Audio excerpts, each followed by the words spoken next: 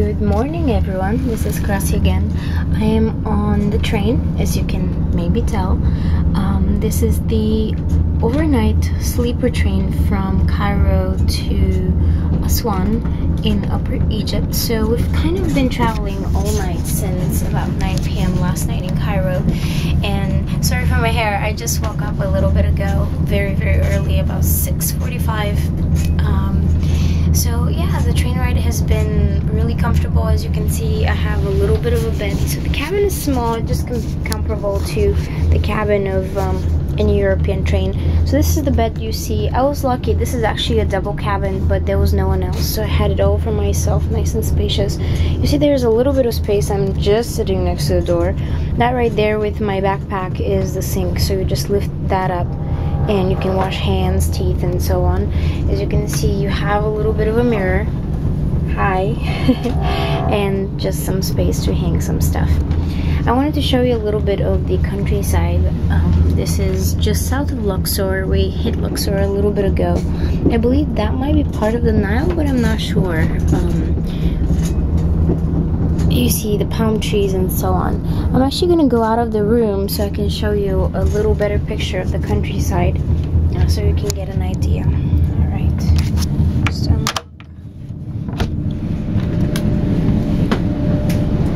this is the train's lobby. As you can see, we have someone there taking care of us. It's quite nice.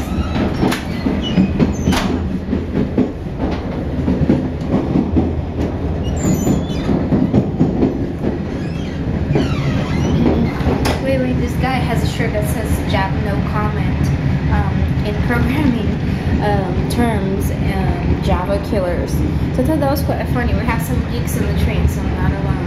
Look how beautiful this is. How green. I really did not expect that. I thought this would be a dry part of the countryside where you kind of just see desert and desert. People keep telling you how hot Luxor and Aswan can be in the south, so this is quite perplexing for me. Anyway, this is the cars right there. You can see some tourists waking up and trying to kind of see the scenery. On the other side was the guy who kind of takes care of us. He's really nice. I really feel like he deserves a bit of picture. This is me right there, and the bathrooms. And an Egyptian guy just being very amused and recording this. So this is the other side of the train, the side that I have a window view of. It's less pretty, but still quite nice. You see green, as well as this water that we've been kind of traveling next to all night. The train is actually leaning. I don't know if you can tell, probably not. But we're traveling slightly slanted like this, and part of the night before I went to bed, I was a little worried. What about if we tip off or something? So I feel a lot better seeing there's another rail right here. So they probably designed it so you don't tip. Anyways, let's go to the more beautiful part of this. And I will be quiet for a little bit so you can enjoy the train sounds and the scenery without my commentary.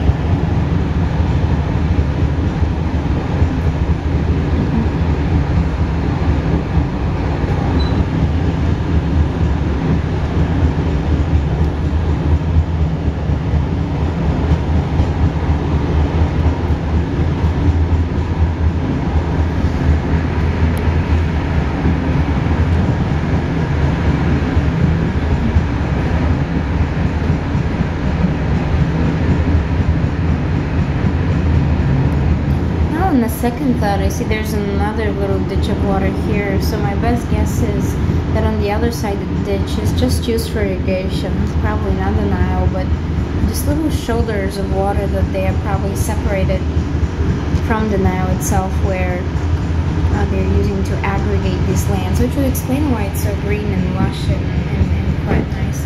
As you can see, there's some people working the ground here. Very much reminds me of Bulgaria. This is where I'm from, for those of you who don't know me. So originally in Bulgaria we have fields like that where people work, just very much like these folks right here. You can't see it very well with the zoom, but very manual labor, very labor-intensive activities. As you can see, you have the donkey carts that help transport little things, including water. The guy here was beating the donkeys, so they go. It kind of makes me sad because those poor donkeys were so skinny. They definitely didn't see that they were very well fed. As you can see, here is one of the people who has some lot that they're taking to what appears to be a big farmhouse. It's actually quite impressive. Motorists waiting for the train to pass. Egypt is a modernized country in many ways, which can be a double-edged sword. Cairo can be quite modernized, although a very, very rustic city.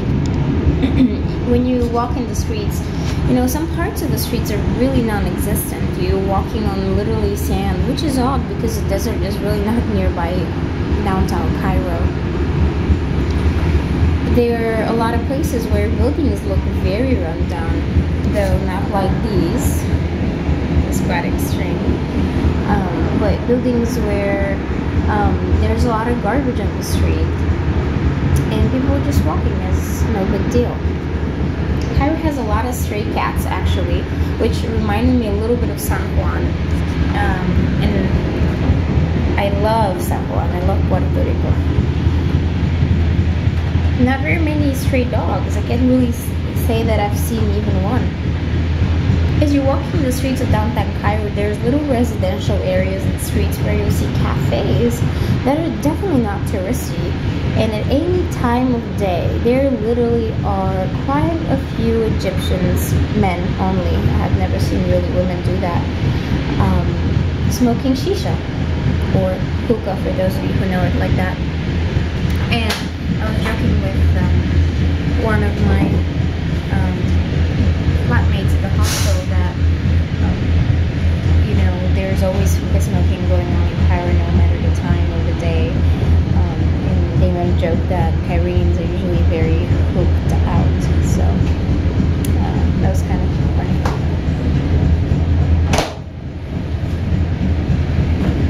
Hello. Good morning.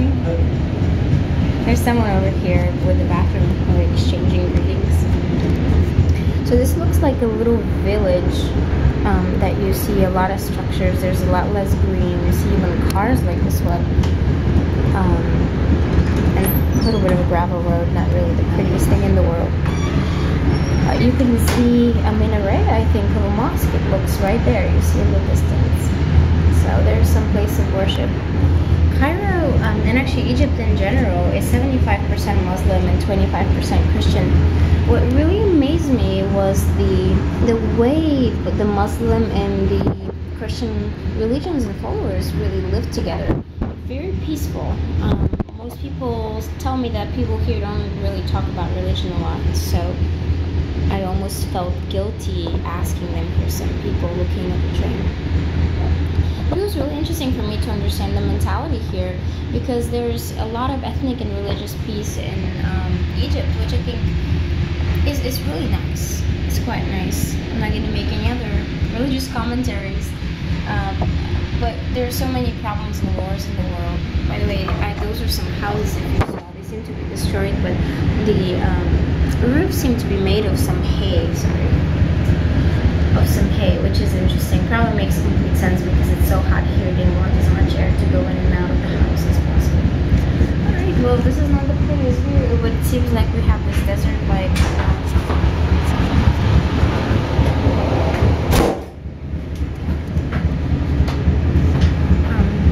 Lots and lots and lots of sand. Women right there, you maybe saw them kind of chilling and talking. There's a lot of them right here. I wonder if that's some village formation. Which it is. This actually reminds me a little bit of Pompeii, in that area in Italy where you see houses like this, and particularly the Pompeii ruins, which is a little bit ironic because these houses look like ruins. You see there's no windows, just one actually, and a door, and the roof is made completely of hay. Hey, that was my first tree. Oh, actually two street dogs. These were cute. Alright, that should go in the books. You see more people here sitting and enjoying going around their day. Alright guys, I hope you enjoyed this commentary and the train. I hope you enjoyed seeing a little bit of the countryside and the Upper Egypt villages. I hope you're having a great day and a great time wherever in the world you may be. and I will see you very soon. Bye.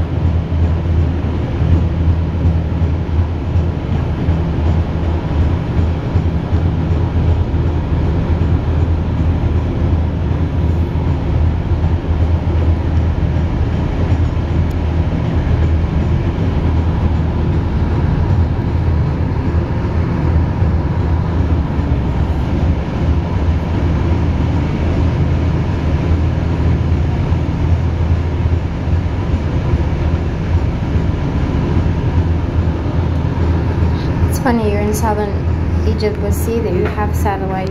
Look how many of them there are. You barely have roofs other than things made of hay like these ones, but they do have satellites.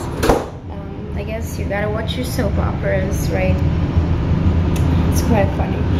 Alright guys, well, goodbye for you. Oh, look at this. This is actually a wedding. Did you see that? Oh no, actually not a wedding. This is a funeral. Yeah, look at that. That's actually a funeral. As Muhammad explained to me, in Egypt, basically funerals and weddings are celebrated on the street here. And the thing that separates funerals and weddings are these pieces of kind of material that you saw put around the sides. Basically, they make a tent-like structure to celebrate on the street after, you know, they buried the dead and prayed in the mosque. And they set this up, and basically people mourn and have a celebration in honor of the life of the dead. And it's inside of those tents is actually quite nice. We saw one in Alexandria, and it was really plush materials, beautiful decorations. Now if it was a wedding, Muhammad told me that the tent would be a lot wider, and on the sides there wouldn't be any pieces of cloth material, because weddings are a time of celebration, and they want people to join, people from the room and so on. And I'll just stop there. Did you notice these little hearts right there? It's quite funny. I guess they really love each other, which is quite nice. Anyway, back on weddings and funerals here, those kind of traditions are usually followed by Muslims. And it's an interesting tradition. It's very interesting. I'm glad to have gotten this in camera so I could share this experience with you.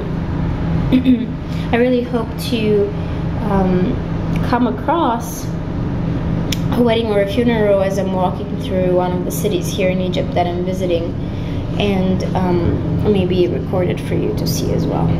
Here's quite a big house actually. You can see still the roof and the satellite. I'm sure they enjoyed their TV there. In the distance, another house. You can see someone had done laundry.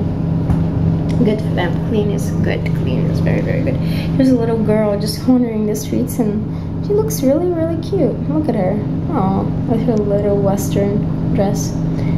What I notice here is that Muslim women wear, you know, the headpieces, as well as some of them are very strict and have their whole bodies covered. That's actually not the case for children, which quite surprised me. Little girls can be wearing Western clothes just like this little cutie pie, and their hairs are not covered. So I'm guessing that at some point, at a certain age, they cover up to observe religious traditions. Now, I really want to read up on those things because I'm quite interested, and just observing is not enough. Knowing is a little.